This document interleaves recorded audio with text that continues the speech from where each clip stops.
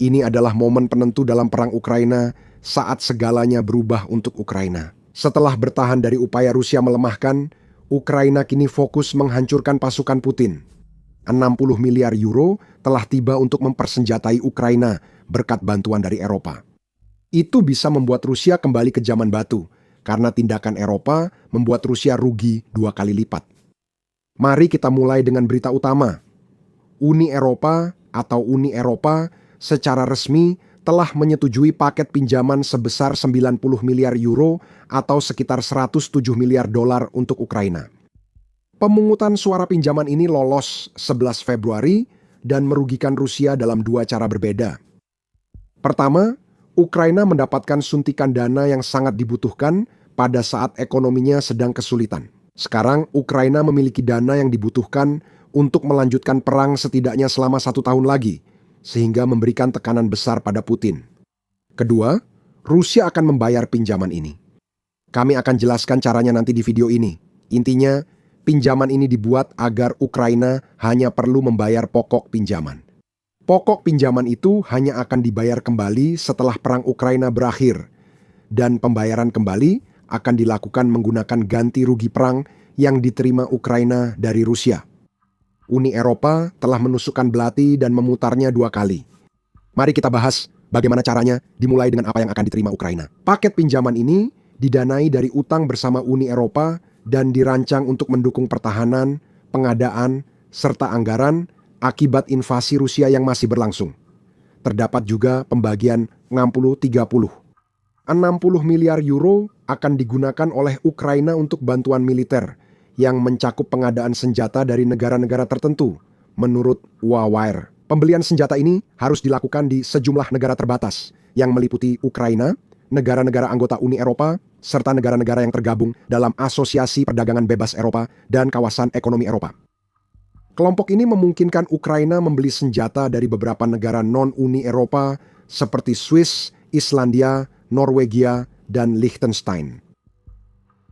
Jika Ukraina membutuhkan senjata yang tidak bisa disediakan atau dikirim tepat waktu oleh negara-negara dalam daftar ini, masih ada opsi lain. Ukraina memiliki kemampuan untuk membeli senjata-senjata tersebut dari negara ketiga dengan menggunakan bagian pinjaman sebesar 60 miliar euro. Hal ini bisa membuka peluang pembelian dari Inggris dan Amerika Serikat. Jika Prancis tak bisa menyediakan rudal Scalp untuk Ukraina, Ukraina bisa mencari rudal setara, Storm Shadow, dari Inggris. Kita juga bisa berasumsi Ukraina akan membeli sistem dan rudal Patriot dari Amerika Serikat jika zona euro tak bisa menyediakannya. Sedangkan untuk 30 miliar tersebut, dana ini akan digunakan untuk mendukung Ukraina secara finansial saat menghadapi krisis anggaran yang disebabkan oleh invasi brutal Putin. Kita akan membahas lebih dalam tentang masalah itu nanti di video ini. Namun pada dasarnya, ini berarti Ukraina memiliki sedikit ruang bernapas yang sangat dibutuhkan dalam anggarannya. Rusia berupaya membuat Ukraina bangkrut sehingga Putin ingin Ukraina kehabisan uang. Butuh waktu 4 tahun bagi Rusia untuk menguasai 20% wilayah Ukraina, dan persentase itu sudah termasuk semenanjung Crimea yang secara ilegal dianeksasi oleh Rusia pada tahun 2014, serta sebagian wilayah Donbas yang diduduki Rusia pada tahun yang sama. Putin tahu Rusia butuh bertahun-tahun atau puluhan tahun untuk mengalahkan Ukraina di medan perang. Rusia hanya berhasil menguasai 1,5% wilayah Ukraina sejak awal tahun 2024. Ukraina kini mendapat dukungan keuangan tambahan untuk bertahan lebih lama dalam pertempuran dibanding dugaan Putin. Beberapa detail teknis pinjaman juga perlu dipertimbangkan. Menurut situs web Parlemen Eropa, pinjaman sebesar 90 miliar euro disetujui dengan dukungan kuat, memperoleh 458 suara setuju berbanding 140 suara menolak serta 44 abstain. Parlemen juga harus mengesahkan amandemen fasilitas Ukraina dan anggaran jangka panjang Uni Eropa 2021-2027 agar pinjaman dapat dijalankan. Keduanya disetujui Dengan amandemen, fasilitas Ukraina menerima 473 suara setuju dan amandemen, anggaran menerima 490 suara. Karena amandemen ini, Komisi Eropa memperkirakan Uni Eropa harus membayar tambahan 1 miliar euro pada 2027 untuk utang baru. Jumlah tersebut naik jadi 3 miliar euro per tahun berikutnya. Sedangkan untuk kapan uang itu akan tiba di Ukraina, masih ada satu rintangan lagi yang harus diatasi. Dewan Eropa harus mengadopsi paket pinjaman baru itu secara resmi yang tampaknya sudah pasti. Kepala Dewan, Antonio Costa, telah berperan besar dalam meloloskan pinjaman ini. Jadi, sangat kecil kemungkinan Dewan yang dipimpinnya akan menolak setelah pinjaman itu didukung penuh di parlemen. Setelah persetujuan resmi diberikan, tidak akan butuh waktu lama sampai uangnya mulai mengalir ke Ukraina.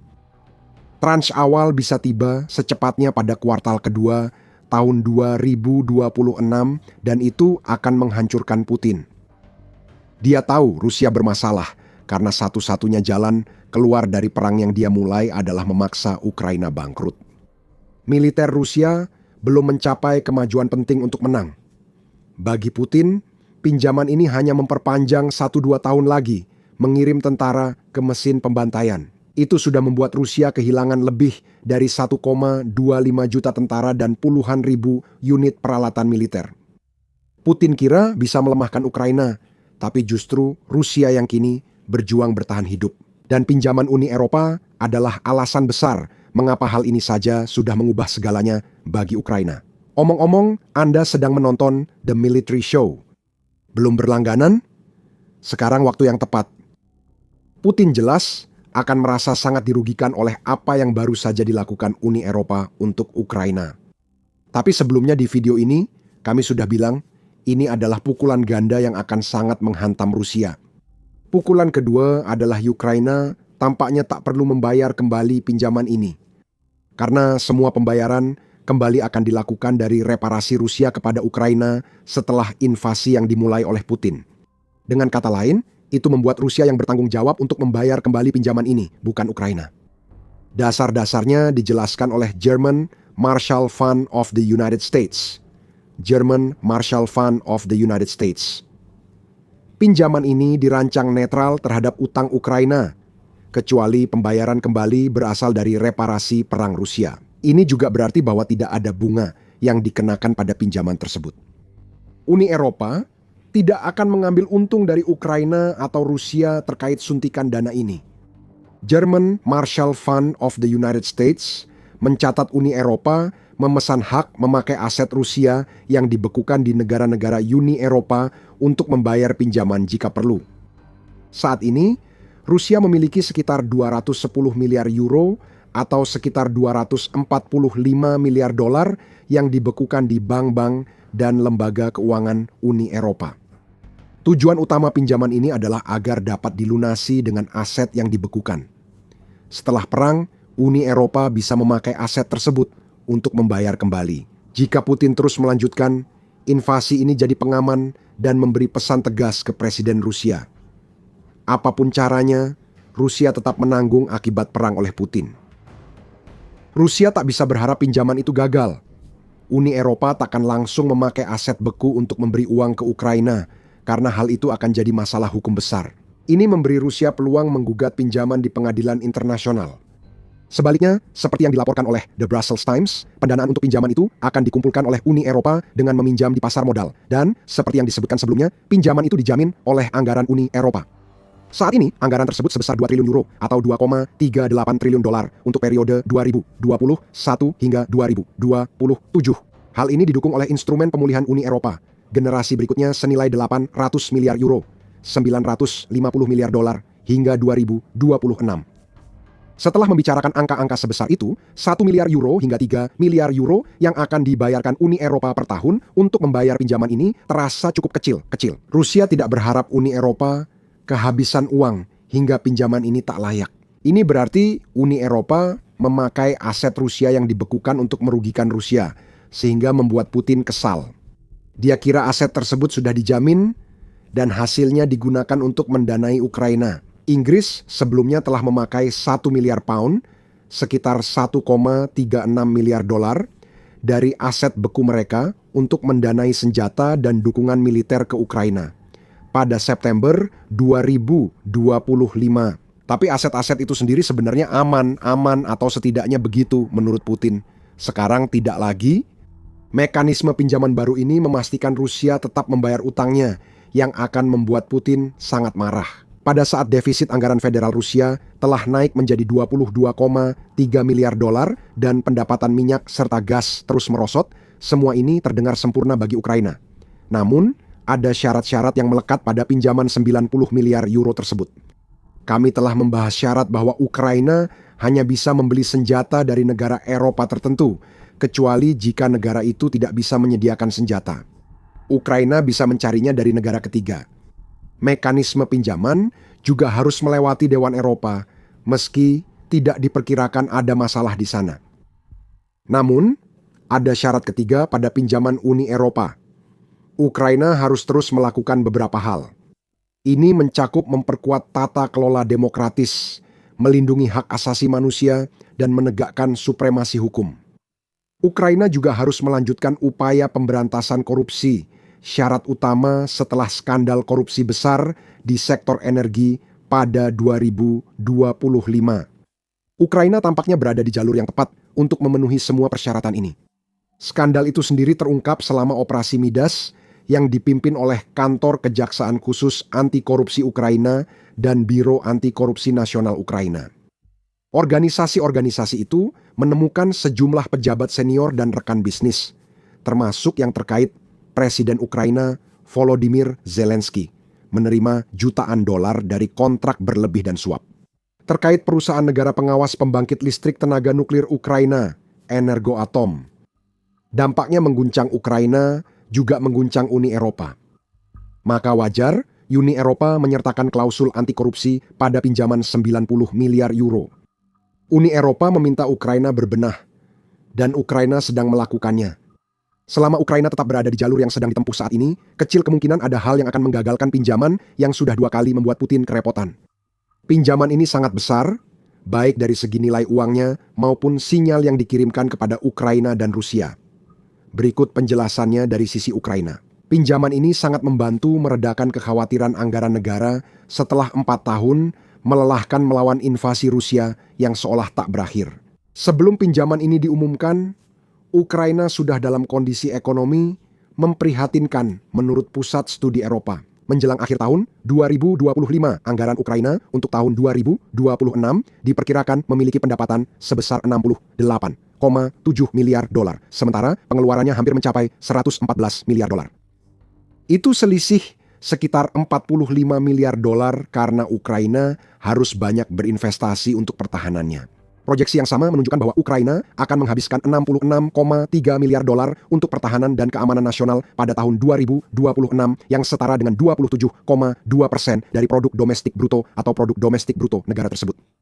Ditambah lagi dengan pembayaran utang publik yang akan menelan biaya 12,2 miliar dolar bagi Ukraina pada tahun 2026 dan Anda mendapatkan situasi yang sulit bagi Ukraina. Ukraina juga berupaya mengembalikan sedikit normalitas bagi rakyatnya setelah 3 tahun pembekuan kenaikan belanja publik. Contohnya, 6,6 miliar dolar akan digunakan untuk pendidikan Ukraina pada 2026 dan jumlah serupa untuk sektor kesehatan. Kedua layanan tersebut sangat penting, namun keduanya juga merupakan layanan yang belum bisa didanai dengan baik oleh Ukraina sejak Putin melancarkan invasinya. Ukraina tampaknya tak dapat mengandalkan pertumbuhan ekonomi untuk membiayai semuanya, meski sektor pertahanannya berkembang. Invasi Rusia telah menghambat pertumbuhan industri lain di Ukraina. Menurut laporan Kyiv Post 6 Februari, Investment Capital Ukraine atau Investment Capital Ukraine memperkirakan bahwa pertumbuhan produk domestik bruto real Ukraina pada tahun 2026 akan sebesar 0,8%, yang berarti produk domestik bruto nominal sekitar 225 miliar dolar. Tingkat inflasi negara tersebut seharusnya turun menjadi 6,3% menurut Investment Capital Ukraine. Namun, utang publiknya akan mencapai 110% dari produk domestik bruto dan defisit anggarannya akan sebesar 20% dari produk domestik bruto, meskipun angka yang terakhir ini setidaknya turun 5% dari angka tahun 2025. Semua ini terjadi di Ukraina akibat perang yang dimulai Putin. Pinjaman 90 miliar euro dari Uni Eropa kini bukan solusi masalah keuangan ini. Akar gejala yang kita lihat akan tetap ada selama Rusia menyerang Ukraina. Namun, 90 miliar euro itu hanya meredakan kekhawatiran anggaran Ukraina sementara. Ini memungkinkan negara tersebut mendanai pembelian senjata tanpa harus langsung mengambil dari kas yang semakin menipis. Hal serupa berlaku untuk layanan publik yang mungkin didanai 30 miliar euro pinjaman ini. Ini bukan awal ekonomi baru bagi Ukraina, tapi menjadi dorongan besar bagi negara yang diambang krisis keuangan saat memasuki 2026. Seperti kata RTI yang diterima Ukraina dari Uni Eropa, hanyalah jalur penyelamatan keuangan, dan itu memang sedang diberikan. Uni Eropa menyadari bahwa Ukraina yang lebih kuat berarti keamanan lebih baik bagi seluruh Eropa. Nathalie Loiseau, anggota Parlemen Eropa dari kelompok sentris, dengan jelas menjelaskan keputusan menyetujui pinjaman baru untuk Ukraina. Dukungan untuk Ukraina bergantung pada beberapa negara, terutama Eropa, katanya. Ini adalah kehormatan dan demi kepentingan kami karena berkaitan dengan keamanan kami. Bagi Rusia, pinjaman ini menambah dua masalah di medan perang. Ukraina akan makin kuat, dan 60 miliar euro untuk pertahanan bisa langsung digunakan di Ukraina. Yang hampir pasti berarti bahwa jauh lebih banyak uang akan dialirkan ke produksi drone. Menurut Defense News, Ukraina berencana mengalokasikan 60 juta dolar per bulan atau 720 juta dolar per tahun bagi unit tempurnya untuk drone baru. Pinjaman Uni Eropa dapat membantu rencana ini. Itu juga bisa mendukung pertumbuhan sektor manufaktur drone Ukraina yang menurut Euromaidan Press menargetkan produksi 7 juta drone pada 2026. Manufaktur seperti itu butuh investasi dan Ukraina dapat menyediakan dana karena resmi mendapat pinjaman dari Uni Eropa. Ukraina juga akan membeli dari negara Eropa. Ini jadi masalah besar bagi Putin. Misalnya, Ukraina telah membuat perjanjian terpisah dengan Prancis dan Swedia untuk memperoleh 100 jet Rafale dan 150 pesawat Gripen. Itu sulit bagi negara yang kekurangan uang. Meski tak ada jaminan 60 miliar euro pinjaman baru untuk pertahanan Ukraina akan dipakai untuk jet-jet itu. Bukan tidak mungkin juga bahwa beberapa unit dari masing-masing jet itu bisa tiba lebih awal di Ukraina karena pinjaman ini. Pinjaman ini meningkatkan kekuatan udara negara tersebut yang pada akhirnya melemahkan Rusia. Lebih banyak jet tempur membuat pertahanan terhadap drone dan rudal Rusia lebih kuat. Ini juga berarti potensi serangan ke titik militer Rusia di belakang meningkat, yang bisa melemahkan serangan ke garis pertempuran. Uang membuat militer menjadi lebih kuat. Dan itu adalah hal terakhir yang ingin dilihat Putin setelah Rusia gagal secara spektakuler untuk menunjukkan dirinya sebagai kekuatan dominan melawan Ukraina. Untuk masalah kedua, ini cukup sederhana. Pinjaman Uni Eropa adalah sinyal untuk Rusia, kata Zelensky sendiri setelah pinjaman itu disetujui oleh Parlemen Eropa. Hari ini, Parlemen Eropa menyetujui pinjaman Uni Eropa 90 miliar euro untuk Ukraina. Saya berterima kasih kepada Presiden dan semua kelompok politik di Parlemen Eropa atas kepemimpinan mereka. Zelensky menegaskan inilah sinyal yang perlu dikirimkan kepada agresor. Sinyal ini menunjukkan Uni Eropa mendukung Ukraina, meski ada anggota seperti Hongaria, Slovakia, dan Republik Ceko yang bersimpati pada Rusia. Uni Eropa berhasil membuat Rusia rugi 2 kali dan menggagalkan rencana Putin melemahkan Ukraina secara finansial. Karena Rusia belum bisa menang atas Ukraina di medan perang. Putin tidak senang dengan situasi ini dan menyatakannya dengan jelas pada akhir 2025 saat segalanya mulai berjalan. Terkait pinjaman sebesar 90 miliar euro yang kini telah disetujui Uni Eropa, Putin memperingatkan bahwa ini adalah tindakan perampokan dan mengancam bahwa apapun yang dilakukan Uni Eropa, mereka harus mengembalikan semua yang coba mereka ambil dari Rusia. Putin mengklaim Barat menjadikan Rusia musuh, seperti dilaporkan British Broadcasting Corporation pada Desember, yang tampak sebagai klaim aneh. Barat sama sekali tidak menjadikan Rusia sebagai musuh. Putinlah yang melakukannya, dia yang melancarkan invasi untuk secara ilegal merebut wilayah negara berdaulat. Putin adalah alasan mengapa Barat secara kolektif berbalik melawan Rusia. Pinjaman 90 miliar euro adalah perpanjangan dukungan Uni Eropa untuk Ukraina selama 4 tahun demi menjaga Ukraina dan keamanannya sendiri. Menghadapi masa depan, di mana banyak pihak di blok tersebut melihat Putin akan mengalihkan perhatiannya ke anggota-anggotanya jika dia berhasil di Ukraina, Putin sendirilah yang menyebabkan semua ini. Tindakannya memuncak pada momen yang tampaknya akan jadi salah satu penentu perang Ukraina.